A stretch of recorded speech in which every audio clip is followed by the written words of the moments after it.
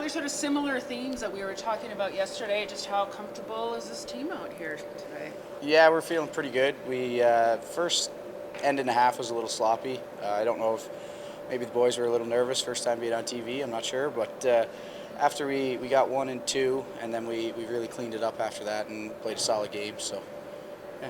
You said yesterday it's a blast representing PEI. Why is it a blast representing PEI?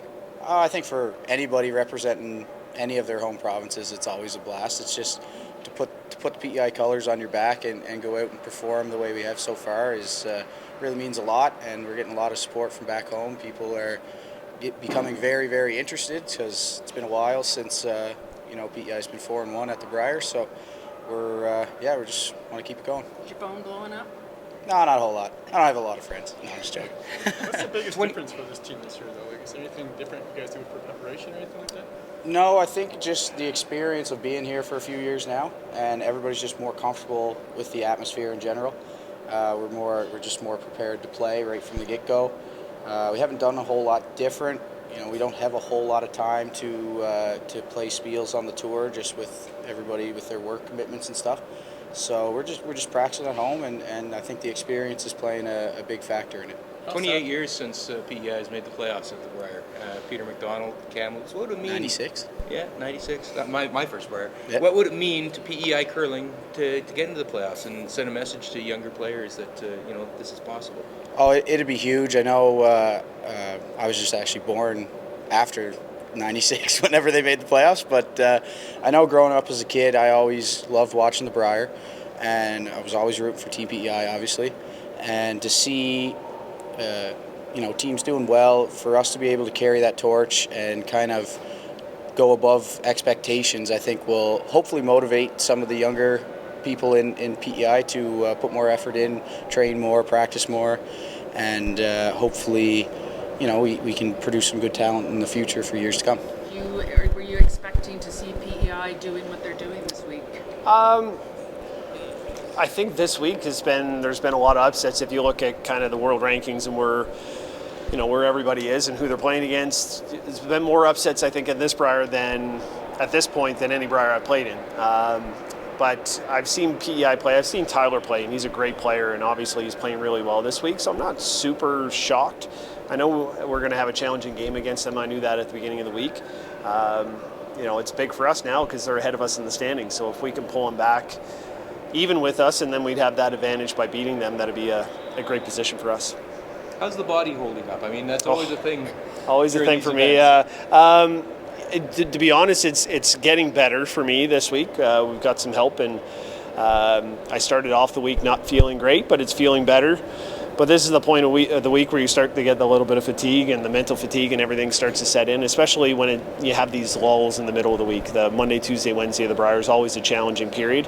So you got to make sure that you stay up and you stay intense for every game. An atmosphere out there today where every game got a little bit lopsided takes a little bit of that edge off sometimes. So you got to find a way to internally motivate yourself. So from that perspective, how much does that past experience play into managing this? Because nothing about this is a surprise to you. Yeah, no, I think we've experienced it, but adjusting to it is a challenge because we only get to do this, a couple times a year, really, if you're lucky. So it's not something all the time or do all the time. So you just got to adjust as well as you can and make sure you motivate yourself and get up for every game. I think Mike and his team have a bit of an advantage because they're playing at home in an atmosphere like this. So when they make a shot, they hear the roars, which is always fun.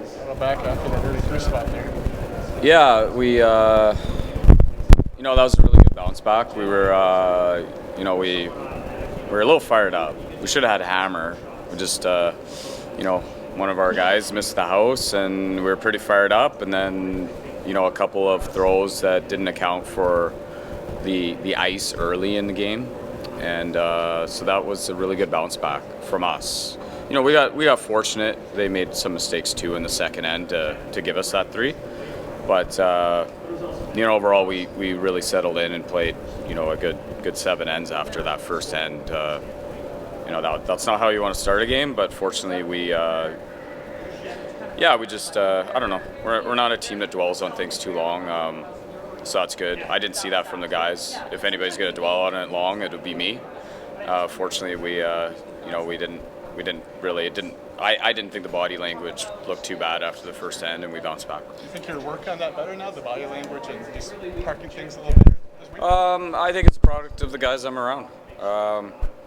They make me better. They also allow me to be me when I'm fired up and intense. They accept that too.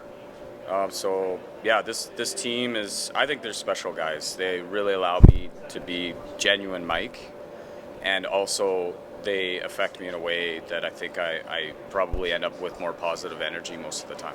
In a tournament like this, does momentum transfer game to game, or is every game its own kind of beast? I think right now with a one game a day, it feels like it's its own thing at the moment.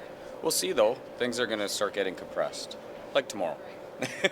But I think right now, because there is, the one game, you got lots of time to sort of let things go and reset. But we got a 2-game day tomorrow, so it might be a different picture. Speaking of that two game day, Jamie Cooey in his rank 4-1 right now. You've gone against him a lot. He's been at a lot of Briers as well. Just what do you expect from that one and their rink right now? Yeah, they're playing. Obviously they're playing some of their best curling as a team.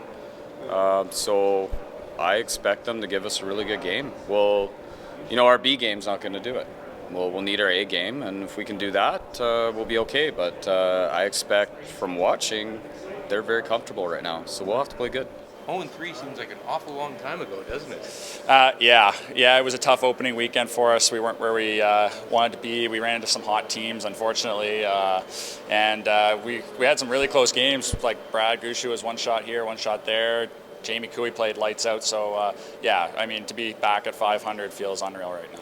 What was the discussion after the third loss? Like, what did you guys? You must have had some kind of sit-down discussion. Like, this has got to change. What do we got to do better? Yeah, Kim actually went with Monty Python. We're not dead yet. So you're never out of these things until you're out of them, and almost mentally out of them. And we didn't come here to go for this week. We wanted to give our fight and play hard against every team. We knew we could compete out here and play well, and I'm glad that we're showing it. And if you were to put your finger on what the biggest difference is it draw weight? Is it just communication? All of the above? Yeah, the ice settled down a little bit, and it's a little bit running a little more consistently right now. We're really enjoying it out there. The ice is playing in our favor, I find. That's been great, and we've picked up on all the conditions well. So yeah. So 2 more wins, 5-3. That's not out of the mix at all. Yeah, we'd love to get a couple more wins out here. Last year we finished 3-5, so we definitely want to improve on that record. We have that in the back of our mind, and whether 5-3 makes it at the end of the weekend, we're not sure. But we're going to go out there and play hard tomorrow. We got 2 games, and it'll be fun. So more Monty Python. Now you get to always look on the bright side of life. Look on the bright side of life. I love it.